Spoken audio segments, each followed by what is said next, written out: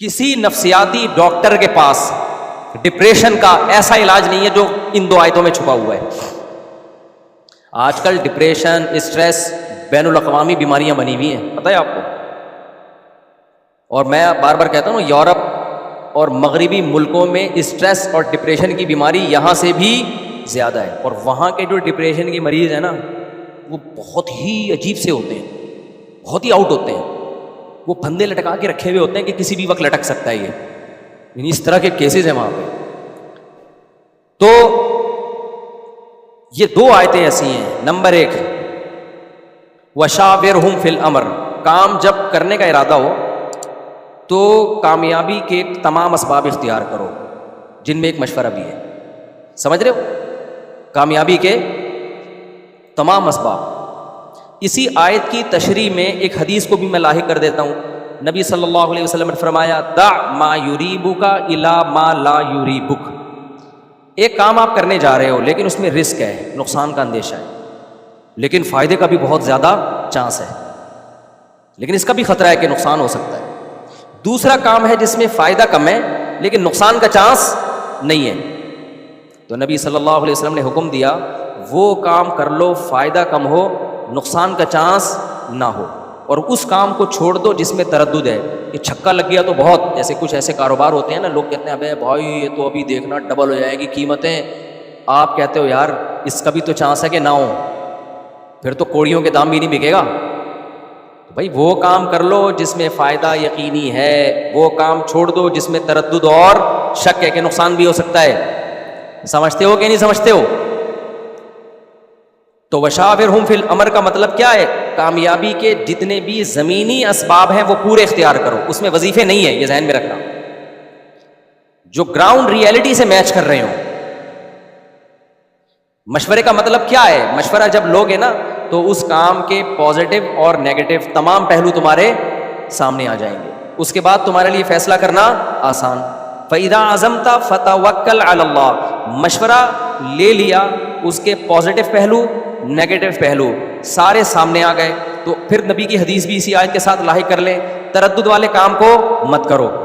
یہ بھی اسی مشورے میں داخل ہے، اسی مشورے کی تکمیل میں داخل ہے.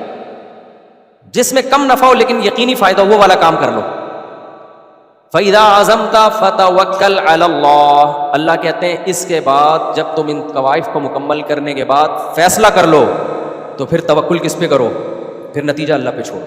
پھر پاگلوں کی طرح گھبراتے مت رہو. قوت فیصلہ ہونے، ڈیسیجن پاور جسے کہتے ہیں. کتنے لوگ ایسے کم وقتوں سے فیصلہ ہی نہیں ہو رہا ہوتا کسی چیز کا، سارے قوائف پورے. ابھی میں تھوڑا کیا قصہ سناؤں یار. آج کل میرے بیان لوگ سن رہے ہیں نا، دوسری شادی، اس کے بعد جب ان کی حالت ہوتی ہے نا کرتے ہوئے کانپ رہے ہوتے ہیں. میں نے شاید پچھلے بیان میں بتایا تھا کہ ایک صاحب آئے اور کیسے کانپ رہے تھے. تو میں نے ان کو منع کیا، میں نے کہا آپ کی یہ کنڈیشن ہے، جو خاتون سے کر رہے تھے نا وہ بھی آئی ہوئی تھی، تو دوسری شادی کر رہے تھے، تو کسی کو اب پتہ نہیں چلے گا کہ کس کی بات ہو رہی ہے، اس لیے غیبت میں داخل نہیں.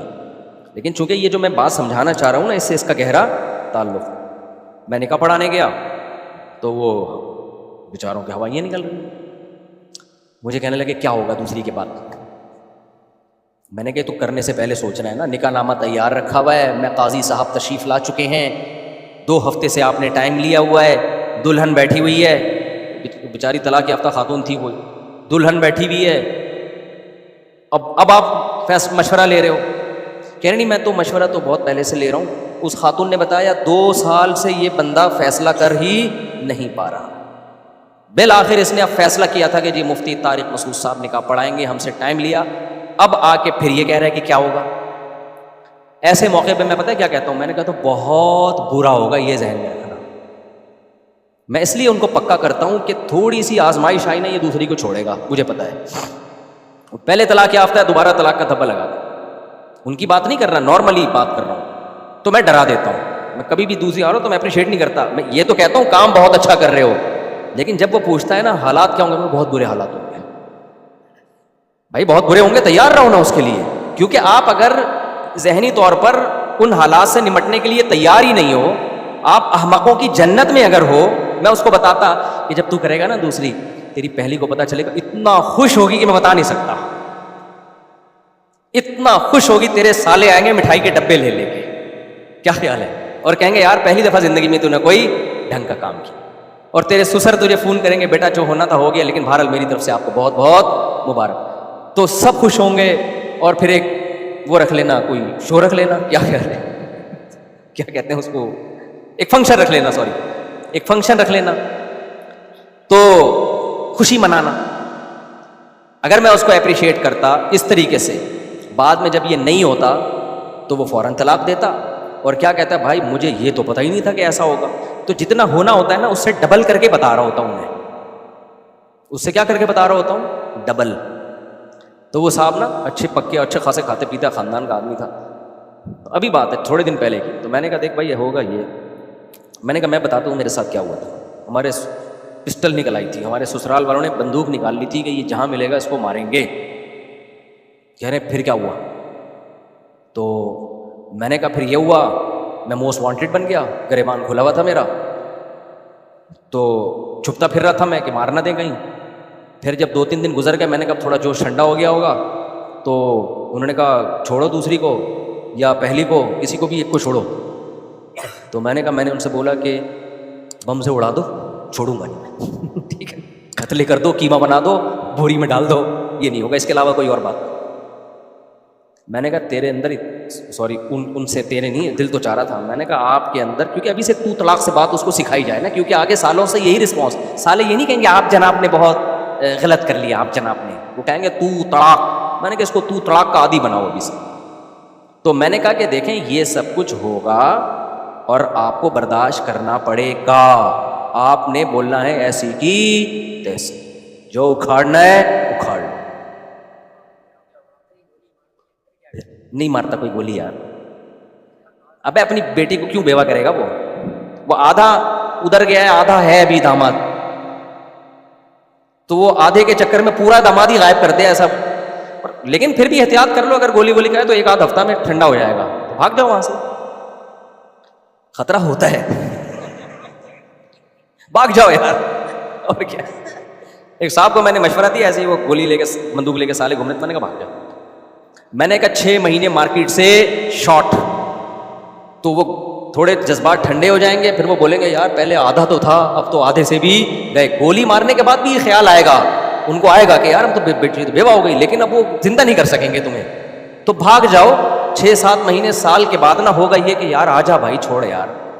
ہوتا ہے یہ, ایسے بھی کیسز آئے ہیں, بھاگا تو کچھ دنوں کے بعد وہ نرم پڑ گیا, انہوں نے بولا یہ تو پورا ہی شارٹ ہو گیا مارکیٹ سے. تو لیکن جذبات میں گولی مار دی نا, خیال تو ان کو بعد میں آئے گا کہ یار یہ ہو گیا, ہم یہ نہیں چاہتے تھے.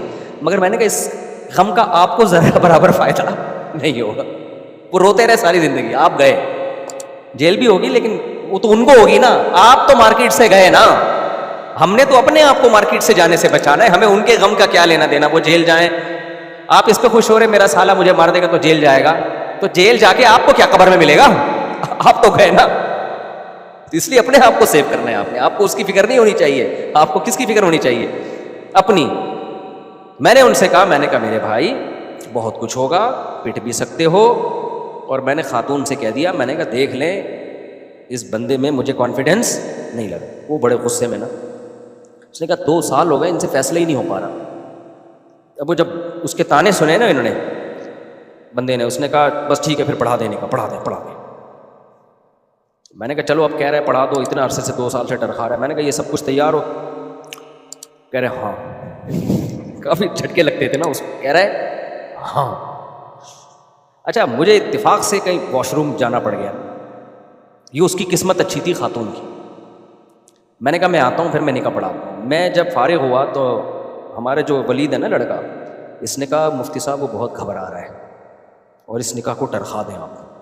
میں نے پھر اس کو اکیلے میں بلایا چھپڑ میں, کیونکہ وہاں وہ دباؤ میں تھا, ہونے والی ہوتے رہ جانے والی دلہن کے دباؤ میں تھا. میں نے اس کو بٹھایا, میں نے کہا دیکھ بھائی اگر ہمت نہیں ہے نا مت کرو. کہہ رہے مجھے آپ سے شرم آ رہی ہے, آپ بولیں گے میں نے آپ کا ٹائم لیا, اتنا ٹائم ضائع کیا, آدھے گھنٹے سے ہماری بحث چل رہی ہے اور ٹائم بھی 2 ہفتے پہلے بکنگ کر لی, اور آپ ٹائم نکال کے ہمارے لیے بیٹھے ہوئے تھے, مجھے آپ سے شرم آ رہی ہے. میں نے کہا نہیں, مجھے اس ٹائم کے یہ ضائع نہیں ہے, یہ کوئی ضائع نہیں ہے, آپ اگلے ہفتے آ جاؤ. اور اگلے ہفتے بھی آنے کے بعد کوئی پابند نہیں ہے. آپ اگر پھر آپ ٹینشن میں جاتے ہو اگلا ہفتہ کر لیں گے, میں نے کہا میں ہر ہفتے ڈیلے کر آپ کے لیے ایک سلاٹ میں خالی رکھوں گا, ہر ہفتے 15 منٹ میں نے آپ کو دینے, تو مجھے ٹینشن نہیں ہے, اس کا بیڑا مت رکھو. میں نے کہا آپ کے انداز سے لگ رہا ہے کہ آپ جب پٹو گے تو آپ نے اس کو چھوڑنا ہے. تو کہنے لگا وہ ان کو یہ سمجھا دیں یہ بات, وہ تو مجھے نہیں چھوڑے گی اب جو ہونے والی ہے نا. وہ بولے کہ کیا مذاق بنایا ہوا ہے. تو میں تو نہیں گیا, وہ خاتون کے سامنے اس ولید کو بھیج دیا, میں نے کہا اس کو سمجھا دو آپ کے حق میں بہتر یہی ہے کہ یہ نہ کریں, اس کو ڈیلے کر دیں. بس وہ ایسا ڈیلے ہوا کیا. یہ میں کسی کا مذاق اڑانا مقصد نہیں ہے, کسی کو پتہ بھی نہیں کس کی بات ہو رہی, کیونکہ وہ دونوں ہی تھے, تیسرا کوئی بھی نہیں تھا. ان دونوں کو تو شاید پتہ چل جائے ان کی بات ہو رہی ہے, لیکن وہ تو مجھے ویسے ہی پتہ ہے نا, میرے سامنے ہوئی ہے, کسی تھرڈ پارٹی کو نہیں پتہ چلے گا کس کی بات ہو رہی ہے. یہ میں کیوں اتنا واقعہ سنا رہا ہوں بھائی, جب تمام پہلوؤں سے مشورہ لینے کے بعد جب ایک رائے قائم کی ہے نا, تو پھر اس میں ریورس نہیں ہونا چاہیے. ایسے آپ زندگی میں کچھ بھی نہیں کر سکتے, سمجھ رہے ہو؟ یہ ہے قرآن کا مطلب. فَإِذَا عَزَمْتَ, جب ایک ڈیسیجن لے لیا ہے نا, فَتَوَكَّلْ عَلَى اللَّهِ, تو نتیجہ کس پہ چھوڑنا ہے؟ اللہ پہ. یہ توکل کی کمی ہے, اللہ پہ اعتماد ہی نہیں ہے. بھائی جب فیصلہ کر لیا تمام پہلوؤں سے, ایسی کی تیسی, دیکھا جائے گا کیا ہوگا بھائی, دیکھ لیں گے یار, اللہ ہے نا, اللہ بھی تو کچھ کرے گا, سارا خود ہی کرنا ہے, کیا خیال ہے؟ اللہ بھی تو اللہ کے لیے کر رہے ہو نا ایک کام, تو کچھ اللہ پہ چھوڑو یار. صبر کی توفیق بھی اللہ کی طرف سے ملتی ہے.